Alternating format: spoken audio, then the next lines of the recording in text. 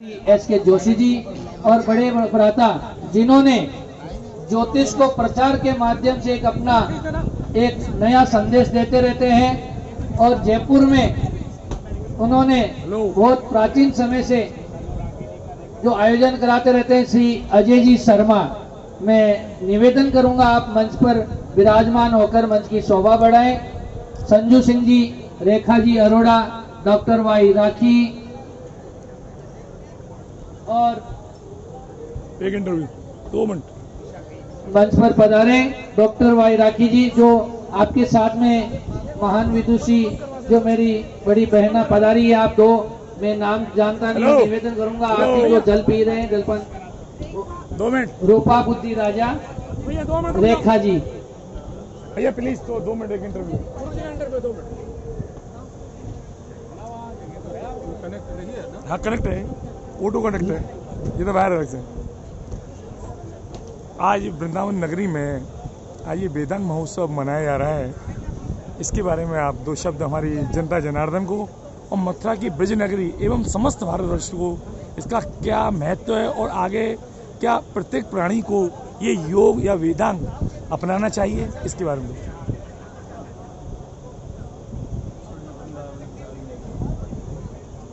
स्वामी तुलसीदास जी ने भी कहा है, तुलसी महिमा वेद की तो कही सके अपार, जही निंदत निंदित भयो विदित बुद्ध अवतार।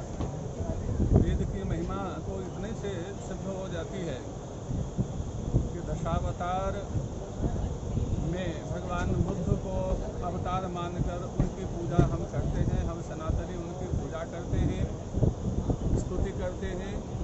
दश यज्ञ विधे रह श्रुति जातम सदय हृदय दर्शित पशुघातम केशव धृत बुद्ध शरीर जय जगदीश हरे।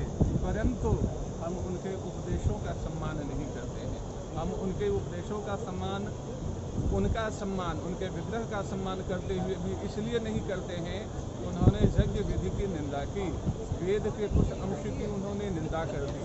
तो वेद का महत्व तो इतने से सिद्ध हो जाता है। और यह वेदांग महोत्सव होना चाहिए। अभी तो पता भी नहीं है, बहुत सारे कुंभ में बहुत आयोजन हो रहे हैं, बहुत सारे आयोजन हो रहे हैं, परंतु मैंने कहा जो वेदांग महोत्सव कहीं भी नहीं हुआ है और वेदों की कोई चिंता नहीं। दिन रात चिल्लाने वाले मंच से चिल्ला रहे हैं वेद रक्षा वेद रक्षा वेद रक्षा, परंतु दिन रात चिल्लाने वाले वेदों का स्पर्श भी कभी नहीं करते हैं, प्रायः अपवाद छोड़ करके। तो ऐसे महोत्सवों की बड़ी उपयोगिता है और वेदांग यानी अंगों की भी उपयोगिता है। शिक्षा, कल्प, निरुक्त, व्याकरण, ज्योतिष, छंद तथा इनके जो उपांग हैं षड दर्शन के रूप में उन उपांगों में एक योग बहुत ही महत्वपूर्ण है। और योग का स्वरूप तो बृहत है, परंतु आजकल योग के स्वरूप में कुछ कमी आई हुई है। मैं उसमें निवेदन करता हूं और पूरे भारतवर्ष या विश्व के योग गुरुओं से भी प्रार्थना करता हूं। योग के जो भगवान पतंजलि के अनुसार 8 अंग हैं, यम, नियम, आसन, प्राणायाम, प्रत्याहार, धारणा, ध्यान, समाधि, उसमें आज प्रायः योग के रूप में कुछ दंड बैठक, आसन, प्राणायाम ही देखने को मिल रहे हैं। अब उसकी जो 2 सीढ़ी है, जम और नियम, अहिंसा, सत्य, अस्तेय, ब्रह्मचर्य, अपरिग्रह इत्यादि जम और नियम, वे सारे के सारे नष्ट हो चुके हैं प्रायः।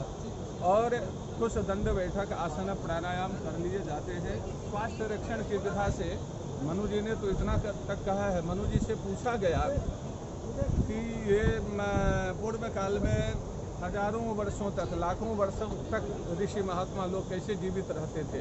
उन्होंने बहुत ही महत्वपूर्ण उत्तर दिया है, ऋषयो दीर्घ संध्यत्वा दीर्घमायु रवाप्नुयुः, कि ऋषि लोग दीर्घ काल तक संध्या में प्राणायाम करते थे, इसी से उन्हें दीर्घ आयु प्राप्त होती थी। मैं 2 मिनट में एक विलक्षण विषय चर्चा कर लेता हूँ। यहाँ ज्योतिष के विद्वानों का जमघट लगा हुआ है, खूब ज्योतिष के विद्वान है। यद्यपि जैमिनी आयु के अनुसार आयुर्दा विचार तो हम करते ही है, विभिन्न विधाएं हैं कि इनकी आयु कितनी है, परंतु उसका सूक्ष्म विश्लेषण तो इस प्रकार से होना चाहिए जो ये अपने जीवन में कितनी बार सांस लेने, यह निर्धारित होता है। जब वेदांग ज्योतिष में हम जाएंगे तो यह प्राणी अपने जीवन में कितनी बार सांस लेगा इसके ऊपर निर्भर करता है। इतने वर्ष इनकी आयु है, यह तो ठीक है, यह मोटा मोटी सिद्धांत होता है। कारण यह है कि प्रत्येक स्वस्थ मनुष्य शतशतानि दिवारात्रौ सहस्राणि एकविंशतिः, दिन रात में 21,600 बार सांस लेता है प्रत्येक स्वस्थ मनुष्य। उसमें कोई विकृति हो जाती है तो बैठे 12 है, चलत 18, सोते जाएं 25, खान पान विशेष श्रम में श्वास निकलते 30। यदि हम ध्यान मग्न होकर के बैठे हुए हैं तो 1 मिनट में जो 15 बार सांस निकलनी होती है वो 12 बार निकलती है। यानी हमने 20 मिनट का केवल बैठा, कुछ भी न जप किया न तप किया, कुछ ध्यान कर लिया, अच्छा है।